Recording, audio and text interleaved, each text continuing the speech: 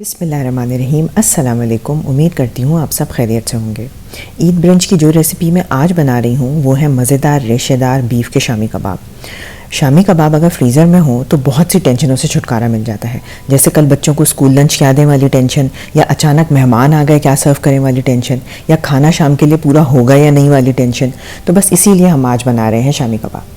इसके लिए हम सबसे पहले लेंगे होल स्पाइसेस, जिसमें है तेज़ पत्ता, दालचीनी, काली और हरी इलायची, लौंग, ज़ीरा और काली मिर्च, और इस सब को हम एक मलमल के कपड़े में डाल के इसका एक पाउच बना लेंगे। कबाबों के लिए चाहिए हमें बीफ के क्यूब्स, जो कि मैंने मीडियम साइज़ में कटवा लिए हैं। इसके अलावा हमें चाहिए चने की दाल जो वॉश्ड है, सोक नहीं है, और हमें चाहिए onions, garlic, whole red chillies, नमक और होल स्पाइसेस। कबाब बनाने के लिए मैं यूज़ कर रही हूँ इंस्टेंट पॉट, जो कि इलेक्ट्रिकल प्रेशर कुकर होता है। आप चाहें तो नॉर्मल प्रेशर कुकर इस्तेमाल कर लें या फिर पतीली में बना लें। इंस्टेंट पॉट में बीफ क्यूब्स, दाल, सारी स्पाइसेस, 1 और 1/4 कप पानी डाल के हाई प्रेशर और हाई टेम्परेचर पे 30 मिनट्स तक कुक करना है। अगर आप मेरे चैनल पे नए हैं तो उसको सब्सक्राइब कर लीजिए, इस वीडियो को लाइक कर दीजिए और इसे अपने फ्रेंड्स और फैमिली के साथ शेयर कर दीजिए। रेड होल चिलीज़ डालते हुए हाथ से थोड़ी सी क्रश कर दीजिए। फिर पानी ऐड करने के बाद चमचे से सारे इंग्रेडिएंट्स को अच्छी तरह मिक्स करें और इसे 13 मिनट्स के लिए प्रेशर कुक कर दें। जब इंस्टेंट पॉट ऑफ हो जाए तो फिर आप उसका वेंट खोल दें ताकि सारा प्रेशर रिलीज़ हो जाए और आप सेफली उसका कवर लिफ्ट कर सकें।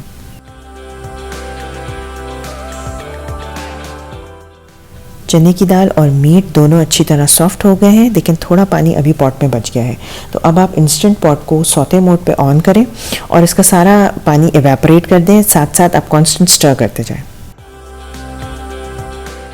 कैमरे का एंगल ठीक ना होने की वजह से मुझे ये सारा प्रोसीजर स्टोव टॉप पे करना पड़ा।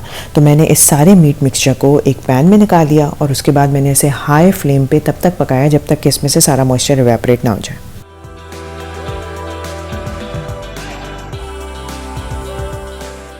मॉइस्चर एवेपोरेट करते हुए आप इस मीट मिक्सचर को किसी वुडन स्पून या वुडन मैशर से अच्छी तरह मैश करते जाएं।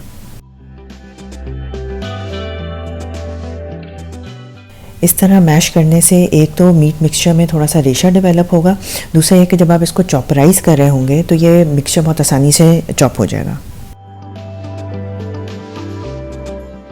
मीट मिक्सचर अच्छी तरह मैश हो जाए और उसका सारा पानी एवेपोरेट हो जाए तो आप फ्लेम ऑफ कर दें और इस मिक्सचर को रूम टेम्परेचर पे आने तक का इंतज़ार करें। फिर इसे चॉपर में डाल के चॉप कर लें। अब हम कबाबों के लिए हरा मसाला तैयार करेंगे, जिसमें हम प्याज, हरा धनिया, पुदीना, हरी मिर्चें और अदरक को चॉपर में डाल के चॉप कर लेंगे। फिर एक पैन में 1 टेबलस्पून के बराबर ऑयल लेंगे और इस चॉप्ड हरे मसाले को इसमें 1 से 2 मिनट के लिए फ्राई कर लेंगे। हरे मसाले को फ्राई करके कबाबों में शामिल करने से कबाबों की शेल्फ़ लाइफ थोड़ी बढ़ जाती है। स्पेशली अगर आपको फ्रीज़र में कबाब रखने हैं तो मैं रिकमेंड करूँगी कि आप ये स्टेप ज़रूर करें।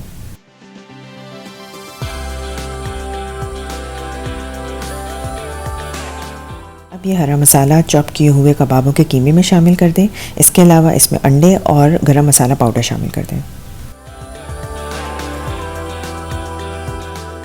मैं घर का बना हुआ गरम मसाला इस्तेमाल कर रही हूँ, जो कि बहुत तेज़ होता है, इसलिए मैं सिर्फ 1 टीस्पून यूज़ कर रही हूँ। अगर आप बाज़ार का इस्तेमाल करें तो थोड़ा ज़्यादा ले लें।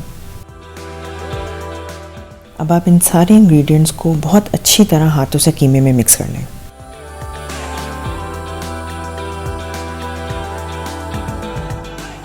फिर हाथों में ऑयल लगा के कबाब के पैटी शेप कर लें, जिन्हें आप चाहें तो फ्रीज़र में भी रख सकते हैं या उसी वक्त फ्राई करके गरम गरम सर्व कर सकते हैं। बिगनर्स के लिए एक टिप ये है कि कबाबों का कीमा अगर बहुत ड्राई हो जाए तो आप उसमें बॉइल्ड मैश पोटैटोज़ ऐड कर दें, या अगर कबाबों का कीमा बहुत पतला हो जाए तो उसमें थोड़े से ब्रेड क्रम्स ऐड कर दें।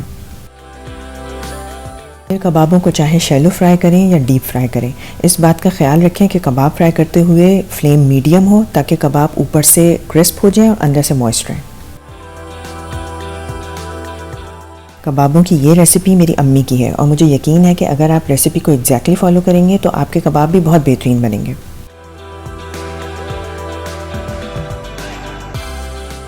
हमेशा की तरह ढेर सारी दुआएं आप सबके लिए। अल्लाह ताला आपको और मुझे आसानियाँ अता फ़रमाए। आज एक ख़ास दुआ मेरे मुल्क के लिए कि अल्लाह ताला मेरे मुल्क की हिफाजत करे और हमें नेक हुक्मरानों की हुक्मरानी नसीब फ़रमाए। मिलते हैं इंशाअल्लाह नेक्स्ट व्लॉग में। अपना बहुत ख्याल रखिएगा, मुझे दुआओं में याद रखिएगा। अल्लाह हाफ़िज़।